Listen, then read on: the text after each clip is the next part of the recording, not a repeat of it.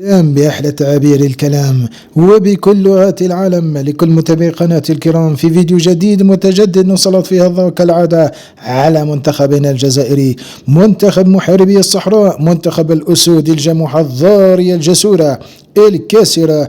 قبل البدء في الفيديو لا تنسوا الاشتراك بالقناة، تفعيل الجرس، عمل لايك للفيديو وترك تشجيع أو ترك تعليق تشجيع ليصلكم الجديد. الأفضل دوما الأكمل الأحلى والأجمل.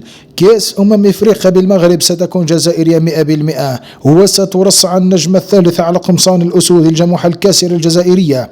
وتذكروا كلامي جيدا، تألق لاعبين بمختلف الدوريات وعطشهم وجوعهم لنيل الألقاب، إضافة إلى رغبة لاعبي الخبرة في صورة رياض محرز الأسطورة الحية الجزائرية وأحسن لاعب جزائري لكل الأوقات، ورغبته الشديدة في حمل الكأس المرة الثانية، إضافة إلى رغبته الكبيرة في ترك بصمته في كأس العالم ليبقى أسطورة خالدة في عالم الكرة الإفريقية العربية الجزائرية وحتى العالمية. فوز ومساهمة محرز الكبيرة في تتويج الأهلي السعودي بدوري نخبة آسيا لأول مرة في تاريخه، إضافة لتألق حسام عوار وتمييزه وفوزه بلقب دوري روشن السعودي دون نسيان فوز توغاي وبلايلي بدوري تونس رفقة الترجي التونسي.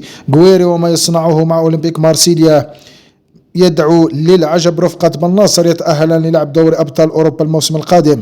تألق بن سبعيني والشيبي ولعبهما دوري الأبطال هما أيضا الموسم المقبل. عمورة والسحر الذي يصنعه مع فولسبورغ دون نسيان بوداوي وابو عناني وما يصنعانه مع نيس الفرنسي، إضافة إلى التألق الكبير للاعب الفنان المتألق الساحر راين أيتنوري مع وولفرهامبتون الإنجليزي، الذي كل هذا الشيء يدعو إلى التميز الكبير للاعبين، إضافة إلى المدرب المحنك المخضرم العالمي فلاديمير بيتكوفيتش، إلى التحكم الكبير وقراءته الجيدة للمباريات ودوره الفعال الكبير والمؤثر على اللاعبين بشكل كبير. ورأينا تأثيره على رياض محرز، كيف كان محرز في بداية الموسم مع أهلي جدة السعودي وكيف أنهاه. كل هذه المعطيات تعطي صورة أن المنتخب الجزائري سيكون قوي في كان المغرب 2025، إضافة إلى تشابه المناخ بالمغرب الجزائر.